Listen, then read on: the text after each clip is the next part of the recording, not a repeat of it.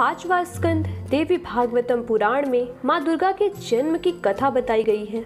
उनका जन्म क्यों हुआ, कैसे हुआ, उनके हाथों में सजने वाले अस्त्र शस्त्र उन्हें कैसे मिले आदि कई सवालों का उल्लेख किया गया है। देवी भागवतम पुराण के अनुसार दैत्यराज महिषासुर, जिसे ब्रह्मदेव का वरदान था कि उसे कोई देवता, मनुष्य या असुर नहीं मार सकता, उसकी मृत्यु केवल एक स्त्री के हाथों ही हो सकती थी। अपने वरदान के घमंड से चूर महिषासुर ने तीनों लोकों में आतंक मचा दिया। उसने संपूर्ण जगत पर अपना अधिकार कर लिया। मनुष्य त्राही त्राही करने लगे। देवता स्वर्ग लोक छोड़ने पर विवश हो गए। अंततः देवता सहायता के लिए भगवान शिव और ब्रह्मदेव के साथ वैकुंठ में भगवान नारायण के पास पहुँचे। उन्होंने उनसे कहा, प्रभु, ये पापी महिषासुर बड़ा ही दुष्ट है। वर पा जाने के कारण वह अत्यंत अभिमान से भर गया है। यज्ञ में ब्राह्मणों द्वारा दिए हुए भाग भी अब वही खा लेता है। हम सभी देवता अत्यंत आतुर एवं भयभीत होकर यूं ही पर्वतों, जंगलों की खोहों में भटकते रहते हैं। अतएव इस काम को अत्यंत कठिन जानकर हम लोग आपकी शरण में आए हैं। दानवों का संहार करने वाले हे श्री कृष्ण, हम पर कृपा करें। देवताओं की बात सुनकर भगवान विष्णु का मुखमंडल मुस्कान से भर गया। वे उनसे कहने लगे, पूर्व समय की बात है, हमने भी महिषासुर से युद्ध किया था, किंतु उसकी मृत्यु नहीं हो सकी। इस आधार पर यदि संपूर्ण देवताओं के तेज से कोई अत्यंत सुंदरी एवं सुयोग्य देवी प्रकट हो जाए तो वही उसे युद्ध में बलपूर्वक मार सकती है। अतः आप सब और त्रिदेवियां भी अपनी शक्तियों से अनुरोध करें, जिसके फलस्वरूप प्रचंड शक्तियों और सबकी तेज से एक महान शक्तिशाली देवी प्रकट हो जाए। फिर हम सब के पास जो रुद्र प्रवृत्ति के आयुध हैं, वे सभी देवी को दे दिए जाएं, जिससे वह देवी उस दुराचारी नीच राक्षस को मार सके। भगवान विष्णु के वचन समाप्त होते ही ब्रह्मदेव के शरीर से एक महान लाल तेजपुंज प्रकट हो गया। वह अत्यंत प्रकाशमान और सुंदर था। उसमें कुछ शीतलता थी और वह कुछ उष्ण भी था। अनेक किरणें उसकी शोभा बढ़ा रही थी। यह पुंज रजगुण से संपन्न था। इसके बाद भगवान शिव के शरीर से एक अद्भुत एवं विशाल तेज प्रकट हुआ। गौर वर्ण से शोभा पाने वाला वह तीक्ष्ण तेज अत्यंत भयंकर प्रतीत होता था। उस तेज में तमोगुण की प्रधानता थी। के बाद भगवान विष्णु के शरीर से श्याम वर्ण वाला अत्यंत प्रकाशमान तेज प्रकट हुआ। उसमें सत्व गुण की प्रधानता थी। ऐसे ही देवराज इंद्र, वरुण, कुबेर, यमराज, अग्निदेव और अन्य देवताओं के शरीर से भी पृथक पृथक गुण वाले तेज का प्रादुर्भाव हुआ।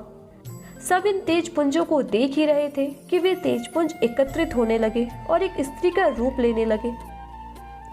तभी भगवान शिव के तेजपुंज से भगवती के गौर वर्ण रूपी मुख कमल की रचना हुई। यमराज के तेज से उनके सिर में मेघ के समान सुंदर घुंघराले बाल निकल आए। अग्नि के तेज से उस देवी के तीनों नेत्र प्रकट हुए। उनकी धनुष के आकार वाली काली सुंदर भौहें संध्या के तेज से उत्पन्न हुई। वायु के तेज से कान और कुबेर के तेज से अत्यंत मनोहर नासिका प्रकट हुई। प्रजापति के तेज से चमकीले दांत और अरुण के तेज से लालिमामय होठ प्रकट हुए।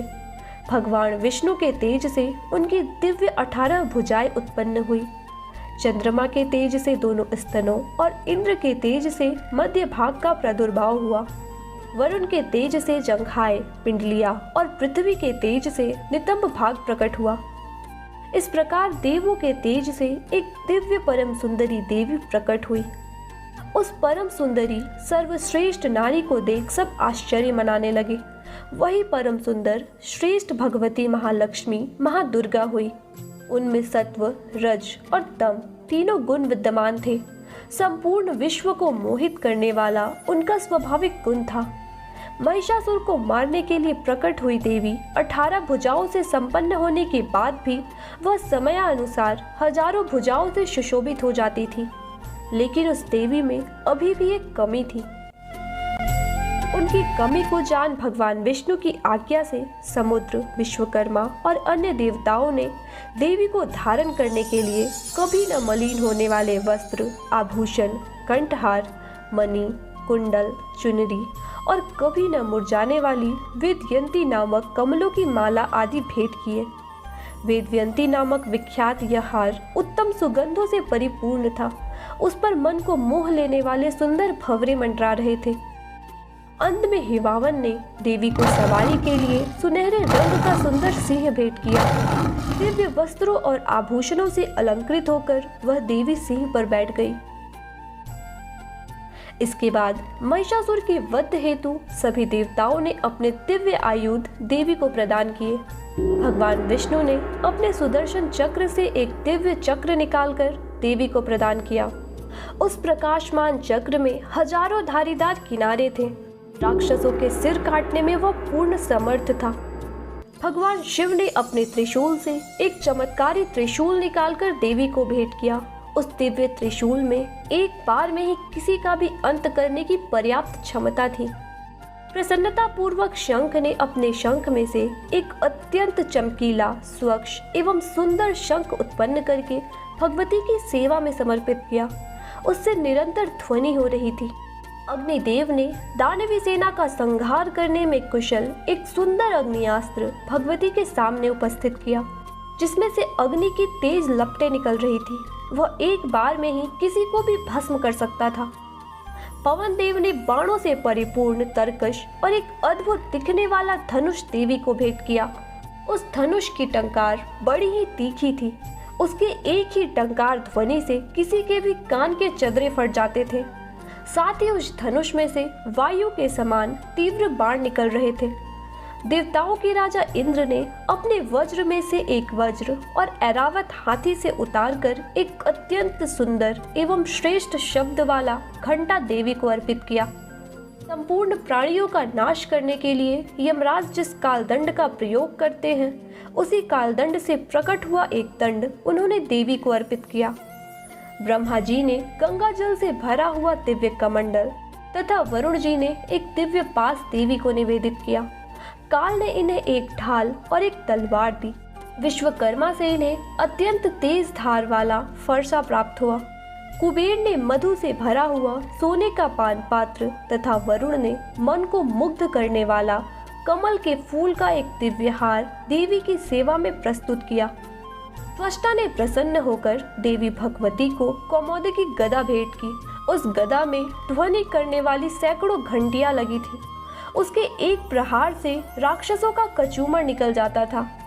साथ ही उन्होंने अनेक प्रकार के अन्य बहुत से अस्त्र तथा एक अवैध कवच भी भगवती को अर्पित किया। सूर्य देव ने जगदम्बा को अपनी किरणें प्रदान की और इस प्रकार देवी सुंदर वस्त्रों, आभूषणों और दिव्य हथियारों से सुशोभित हो सिंह पर सवार महिषासुर का वध करने निकल पड़ी।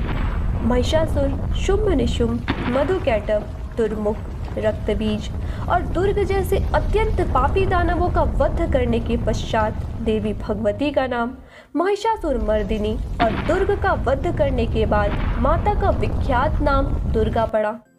तो मित्रों, इस प्रकार माता दुर्गा प्रकट हुई और यही देवी दुर्गा देवी आदि पराशक्ति है, जिनसे समस्त संसार सभी देवताओं सहित का उद्गम हुआ।